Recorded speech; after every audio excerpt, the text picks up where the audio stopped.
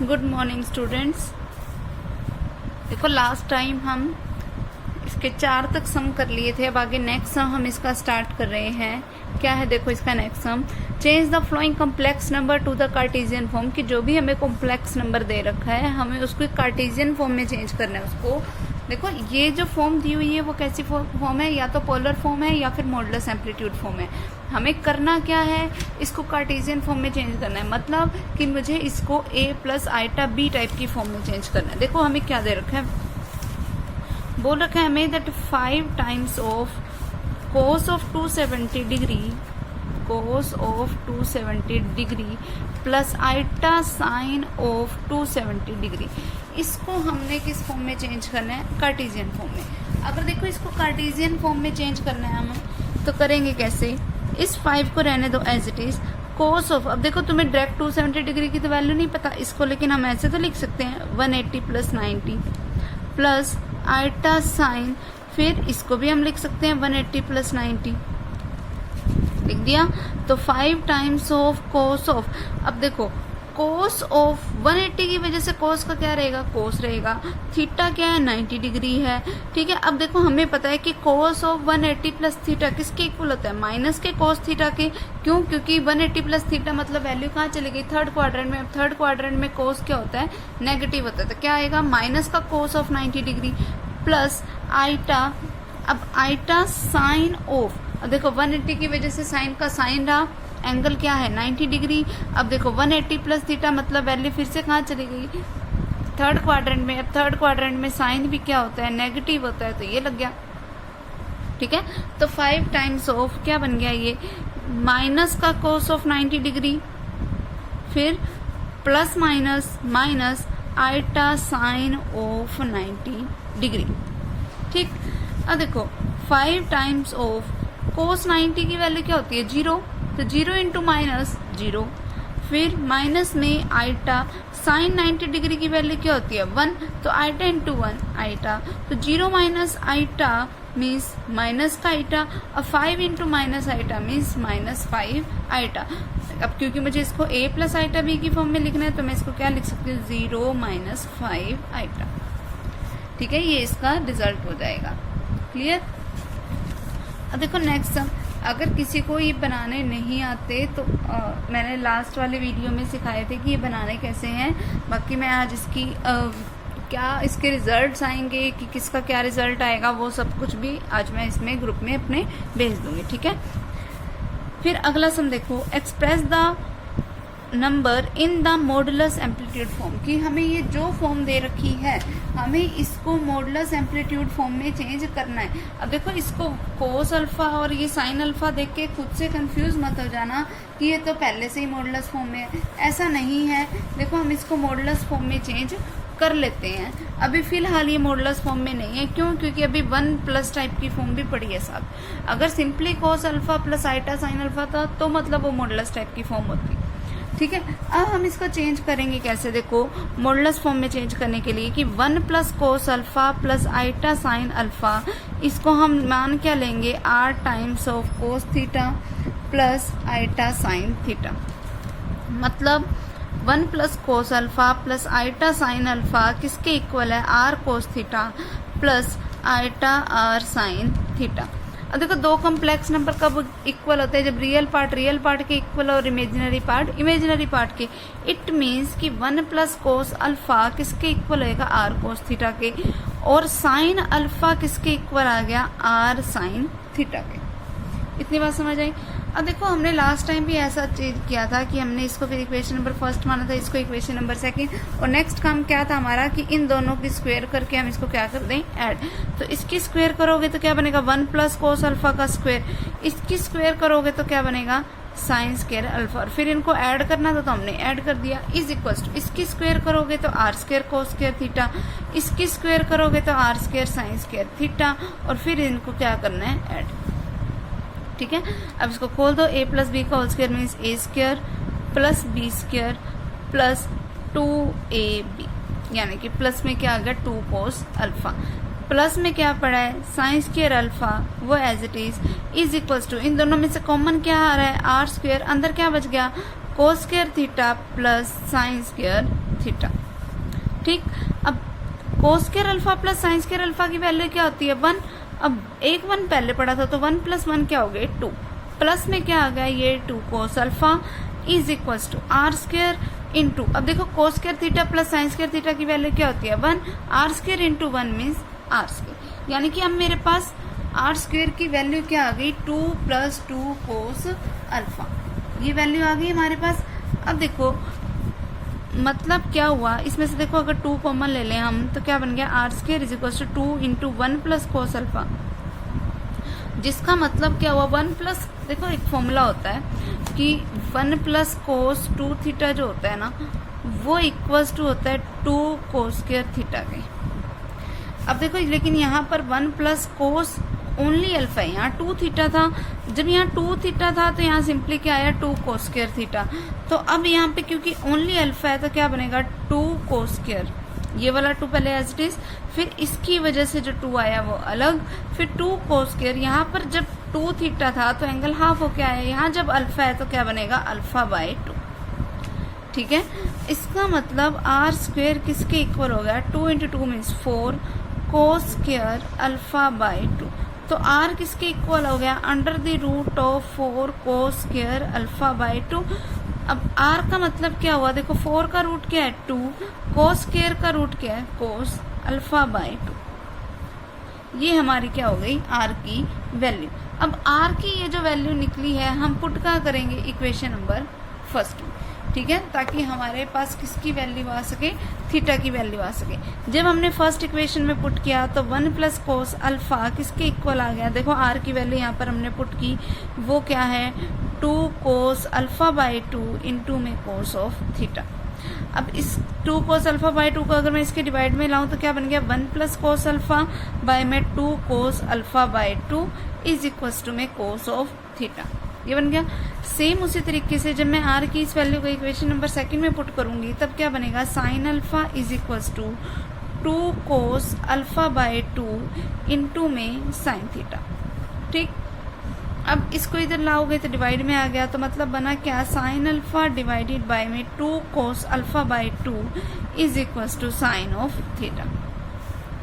अगर मान लो ये हमारे पास इक्वेशन नंबर 3 है, ये इक्वेशन नंबर 4 है, हमें तो देखो थीटा की वैल्यू निकालनी है, लेकिन अभी फिलहाल तो कोई हमारे पास ऐसा सिंपल वैल्यू आई नहीं कि हम उसको बता सकेंगे कि ये कितने डिग्री का एंगल है।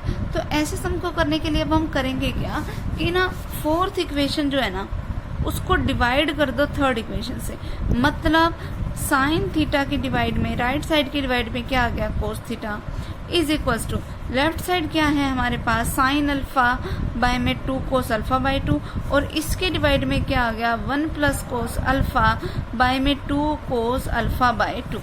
अब sine theta by cos theta की वैल्यू क्या होगी tangent theta is equals to, अब देखो ये कैसी फॉर्म है first term by second term by third term by fourth term, यानी कि फर्स्ट टर्म की मल्टीप्लाई फोर्थ टर्म के साथ और सेकंड टर्म की मल्टीप्लाई थर्ड टर्म के साथ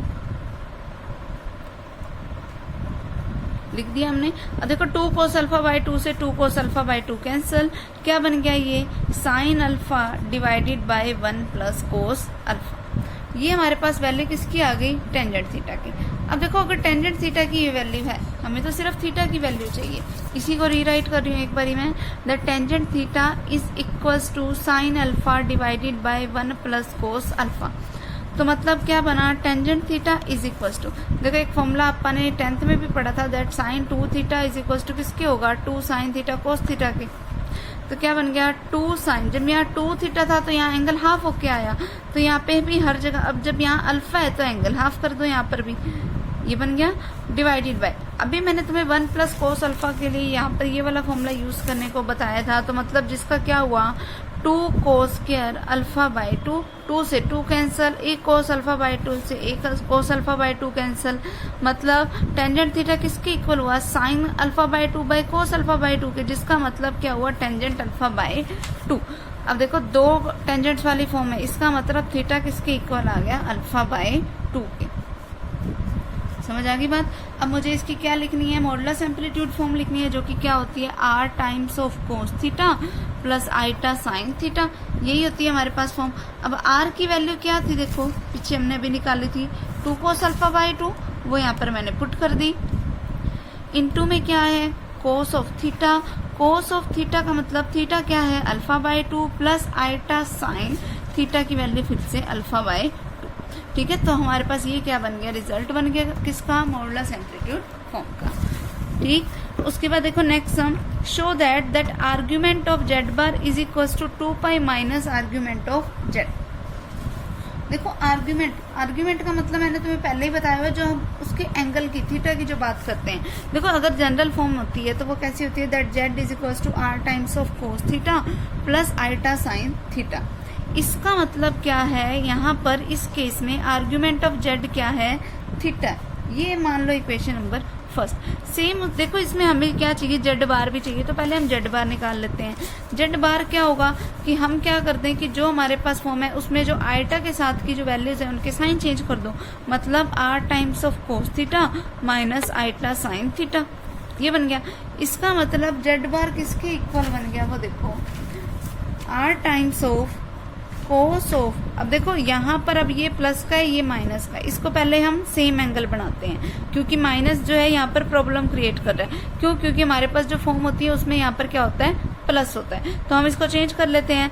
ऐसा कौन सा क्वाड्रेंट है जहाँ पे कोस पॉजिटिव और साइन नेगेटिव, फोर्थ क्वाड्रेंट है ऐसा, तो इसको हमने उसी फॉर्म में चेंज कर लिया। क्या बन गया, cos of 2 pi minus theta plus iota sine 2 pi minus theta. अब यहाँ पर इसका आर्ग्यूमेंट क्या है, आर्ग्यूमेंट ऑफ जेड बार क्या है यहाँ पर 2 पाई माइनस थीटा।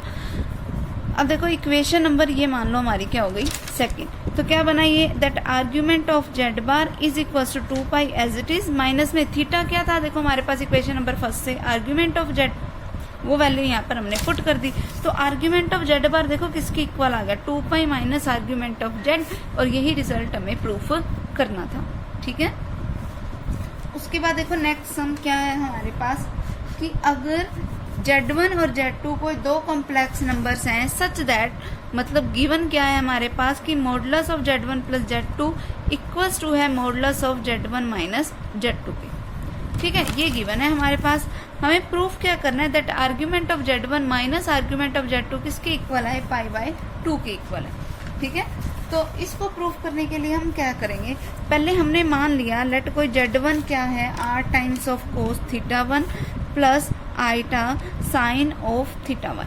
फिर Z2 हमने लेट कर लिया r times of cos of theta 2 plus iota sine of theta 2। हमने जो है इनके एंगल्स में चेंज कर लिया। ठीक है, अब देखो क्योंकि इनका मॉडुलस हमें सेम दे रखा था तो हमने आर का क्या रखा, आर ही रखा। वैसे अगर तुम चेंज करना चाहो तब भी हमारा रिजल्ट आ जाएगा, कि चाहे तुम इसको R1 ले लो, इसको कोई R2 ले लो, तब भी हमारा रिजल्ट आ जाएगा। देखो हम इसको अलग अलग लेके चल पड़ते हैं और फिर हम इसका रिजल्ट निकालते हैं। देखो पहले हमें गिवन क्या है कि Z1 प्लस Z2 का जो मॉडुलस है वो इक्वल्स टू है Z1 माइनस Z2 के मॉडुलस के। तो पहले तो क्या निकाल लें हम, Z1 प्लस Z2।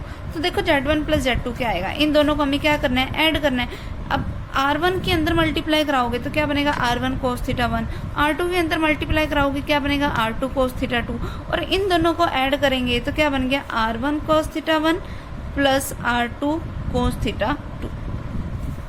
रियल वाले में रियल पार्ट ऐड कर दिया, प्लस इन दोनों में से आइटा कॉमन आ रहा है, आइटा कॉमन ले लिया, अंदर क्या बनेगा, R1 के अंदर मल्टीप्लाई करवाई, R1 sine theta 1 plus R2 sine theta 2, ये बन गया। फिर सेम उसी तरीके से जो देखो जब हमारे पास अब ये Z1 और Z2 आ गया, Z1 प्लस Z2 आ गया, अब निकाल लेंगे हम क्या, Z1 माइनस Z2। अब वही सेम चीज क्या बनेगा, R1 कोस theta 1 minus R2 cos theta 2। फिर प्लस में क्या आएगा, आइटा कॉमन, क्या बनेगा, R1 sine theta 1 minus R2 sine theta 2। ये होगी हमारे पास Z1 प्लस Z2 की भी वैल्यू और Z1 माइनस Z2 की भी वैल्यू। ठीक है, अब देखो इसके बाद क्या करना है हमें लेकिन Z1 प्लस Z2 थोड़ी Z1 माइनस Z2 के इक्वल दे रखे, हमें तो उनका मॉडुलस इक्वल दे रखा है। तो पहला काम हमारा क्या होगा कि हम मॉडुलस निकालें, किसका, Z1 प्लस Z2 का। अब देखो मॉडुलस कैसे निकाला जाता है, मॉडुलस निकालने के लिए हमें करना क्या होता है कि जो भी क्वांटिटीज हैं हम उनका क्या कर दें, under the root of square root of that quantities. तो अंडर द रूट रहने, चलो मान लो ऐसे ही लिख लिया मैंने इसको, डायरेक्ट मैंने स्क्वेयरिंग ले ली उनकी। तो स्क्वेयरिंग देखो क्या बनेगी इनकी, r1 cos theta 1 plus r2 cos theta 2 और इसकी स्क्वेयर, प्लस क्या आएगा r1 sin theta 1 plus r2 sin theta 2 और इसकी स्क्वेयर। ये हो गया हमारे पास इसका मॉडुलस।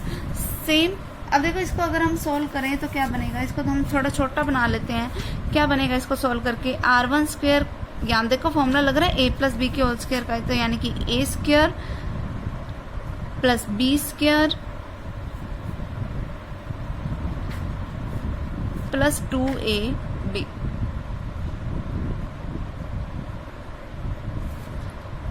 प्लस अब यहाँ पर फॉर्मूला किसका लग रहा है फिर से, a प्लस बी के होल स्क्वायर का, तो a स्क्वायर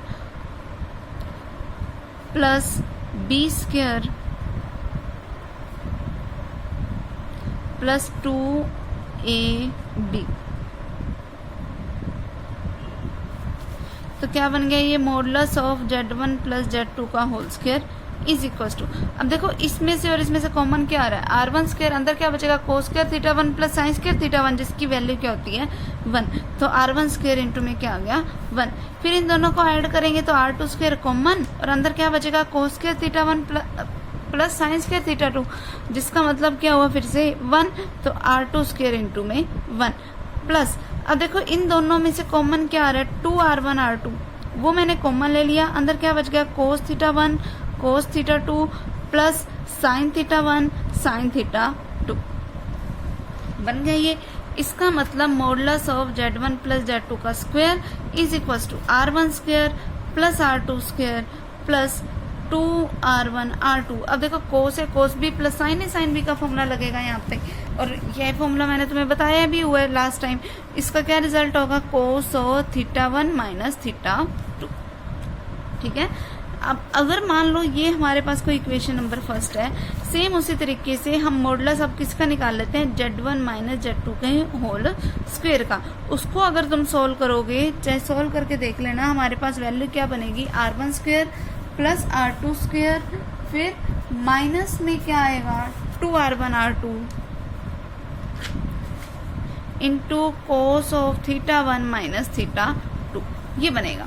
अब देखो हमें तो क्या दे रखा है, that modulus of z1 plus z2 equal to है modulus of z1 minus z2 के, तो इसका मतलब उनका स्क्वायर भी आपस में इक्वल होएगा, तो इनके स्क्वायर को हम क्या रख लेते हैं इक्वल। तो मतलब r1 square plus r2 square plus 2r1 r2 कोस थीटा 1 माइनस थीटा 2 किसके इक्वल आ गया, r1 square plus r2 square minus 2r1 r2 कोस थीटा 1 माइनस थीटा 2 के। अब अगर इन सारी क्वांटिटीज को मैं इस तरफ ले आऊँ तो r1 स्क्वायर इधर आके माइनस हो जाएगा, तो r1 स्क्वायर से r1 स्क्वायर कैंसिल हो जाएगा, सेम उसी तरीके से r2 स्क्वायर से r2 स्क्वायर, तो क्या बचेगा 2r1 r2 cos of theta 1 minus theta 2, और ये इधर आके प्लस का हो गया, तो 2r1 r2 cos of theta 1 minus theta 2 is equals to क्या बच गया 0। अब देखो ये सेम क्वांटिटीज है, मतलब 4r1 r2 cos of theta 1 minus theta 2 is equals to 0। अब देखो इन सबको उधर लेके जाएंगे तो ये डिवाइड में जाएगा, तो इसका मतलब cos of theta 1 minus theta 2 0 के इक्वल है। अगर देखो cos of theta 1 minus theta 2 0 के इक्वल है, तो cos of theta 1 minus theta 2 equals to किसके आ गया, कोस ऑफ 90 की। क्यों, क्योंकि कोस 90 पे ही तो वैल्यू 0 होती है।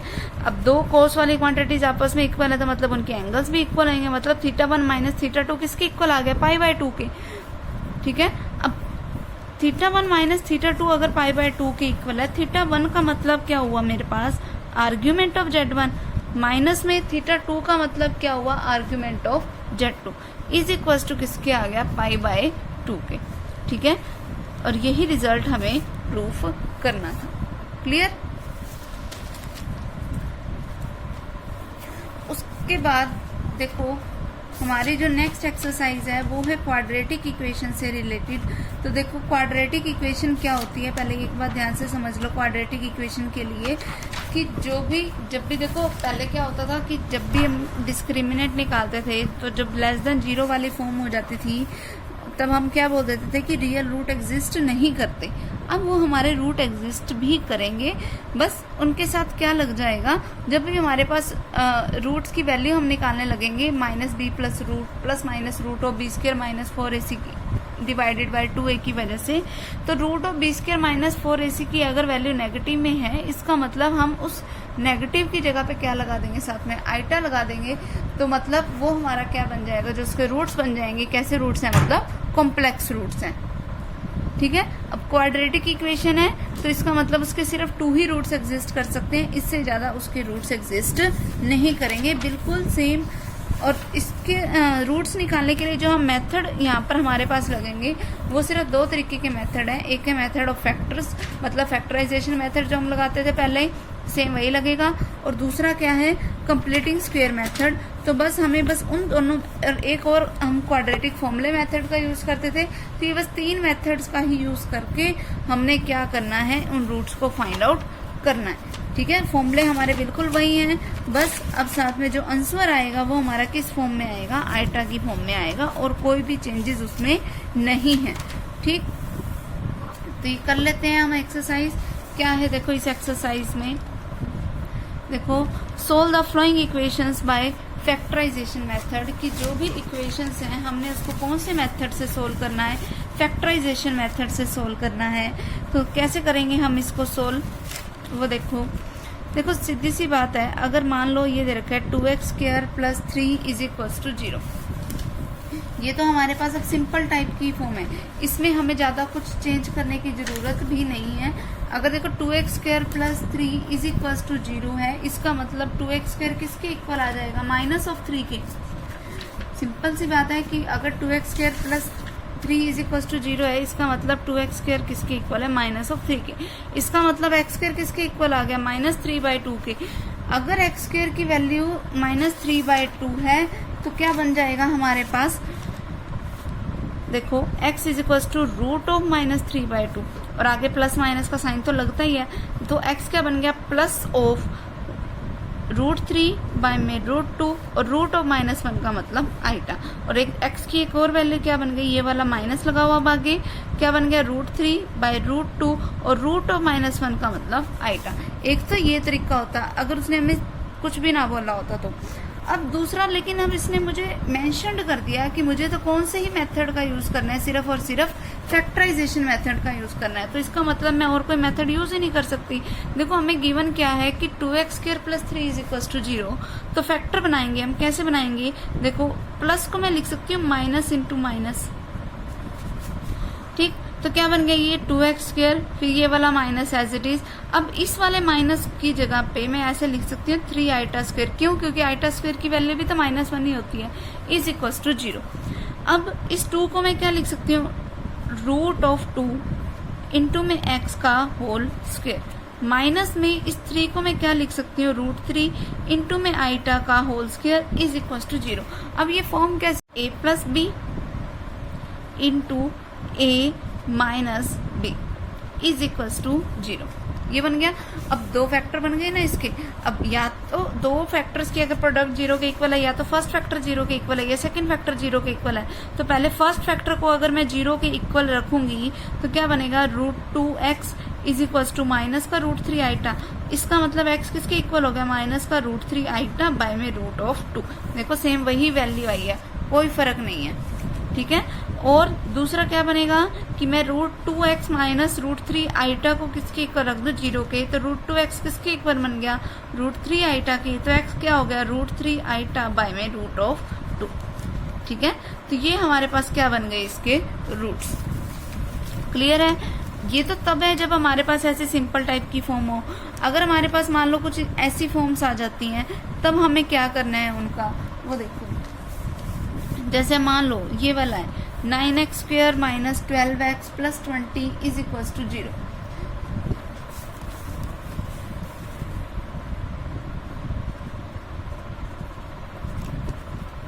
देखो इस टाइप की अब अगर हमारे पास फॉर्म आ जाए तो इसको सोल्व करने के लिए हम सिंपली क्या करेंगे, देखो 9x² एज इट इज, फिर माइनस का 12x as it is, plus ये जो 20 है इसको मैं लिख सकती हूँ 4 + 16 = 0। अब देखो 9x² का मतलब क्या हुआ, 3x का होल स्क्वायर, माइनस यहाँ पर मैं फॉर्म बनाने की कोशिश कर रही हूँ कंप्लीटिंग स्क्वायर मेथड की, क्योंकि कंप्लीटिंग स्क्वायर मेथड में तो हमारे पास फैक्टर्स ही बनते हैं। तो 12 को मैं क्या लिख सकती हूँ, 2 इंटू में 3x। ठीक है, ताकि मेरे पास 2ab टाइप की फॉर्म बनेगी। तो 2 फिर ये वाला a सेम आ गया। अब b इसका मतलब क्या होना चाहिए, देखो 12 है यहाँ पे, 2 इंटू 3 करके मेरे पास 6 आ गया, तो यहाँ पर क्या बनेगा 2। तो 2 इंटू 3 इंटू 2 मीन्स 12 बन गया। प्लस में 4 लगाया मैंने, 4 का मतलब क्या हो गया 2 का square plus 16 is equal to 0। अब ये फॉर्म कैसी है, a square plus b square minus 2ab, यानी कि a माइनस b का होल स्क्वायर। फिर प्लस में क्या पड़ा है 16 इज इक्वल टू 0। तो 3x माइनस 2 का whole square is equal to क्या आ गया माइनस ऑफ 16 के। ठीक है, या तो ऐसे कर लो या फिर इसको क्या लिख दो minus of minus 16 is equal to 0, ये तुम्हारी मर्जी है। ठीक है, फिर अब इसको देखो आगे कैसे सोल्व करोगे। देखो क्या बना आगे 3x माइनस 2 का होल स्क्वायर माइनस में, अब देखो इस वाले माइनस वाले 16 की जगह पे अब मैं क्या लिख सकती हूँ 16 iota square is equal to 0। ठीक, तो 3x माइनस 2 का होल स्क्वायर माइनस में इसको मैं क्या लिख सकती हूँ 4 आइटा का whole square is equal to 0। अब ये फिर से फॉर्म कैसी है a square minus b square, यानी कि a जो कि ये था प्लस में क्या आ जाएगा b, फिर इनटू में a माइनस में क्या आएगा b इज इक्वल टू 0। तो अब या तो ये फैक्टर 0 के इक्वल होएगा, ये फैक्टर 0 के इक्वल होएगा। जब इसको तुम 0 के इक्वल रखोगे तो क्या बनेगा 3x इज इक्वल टू 2 उधर जाके प्लस का, 4 आइटा उधर जाके माइनस का। इसका मतलब x क्या बन गया 2 minus 4 iota whole divided by 3। फिर जब इसको 0 के इक्वल रखोगे तो क्या बनेगा 3x is equal to 2 plus 4 iota, यानी कि x किसके इक्वल आ गया 2 plus 4 iota whole divided by 3। तो ये हमारे पास क्या बन गए, इसके रूट्स बन गए। क्लियर, जिसमें हमारे पास ऐसी डायरेक्ट फॉर्म ना बन रही हो तब हम वही जो अपन पहले कंप्लीटिंग स्क्वायर मेथड लगाते थे ना, कि अगर यहाँ पर x का कोफिशिएंट वगैरह अगर मतलब अपन चेक कर लेते थे कि पॉजिटिव है या नेगेटिव है। पॉजिटिव है तो हम a प्लस बी के होल स्क्वायर का फॉर्मूला बना लेते थे, नेगेटिव होता था तो a माइनस बी के होल स्क्वायर का फॉर्मूला बना लेते थे। तो बिल्कुल हम वही टेक्निक का यूज करेंगे इसके लिए भी। ठीक है, अब जैसे मान लो ये वाला सम है हमारे पास, क्योंकि a स्क्वायर क्या है x square minus 2a cube x plus a raise to the power 4 plus c square is equal to 0, ये स्टेटमेंट दे रखी है अब हमें।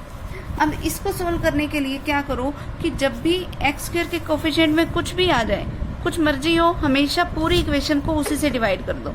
तो क्या बनेगा a square x square divide by a square minus 2a cube x divided by a square plus a raise to the power 4 by a square plus c square by a square is equal to 0। अब a square से a square cancel, क्या बचा यहाँ पर x square minus इस a cube के divide में क्या है a स्क्वायर, तो क्या बन गया 2ax plus a raise to the power 4 by a square का मतलब a square plus c square by a square is equal to 0।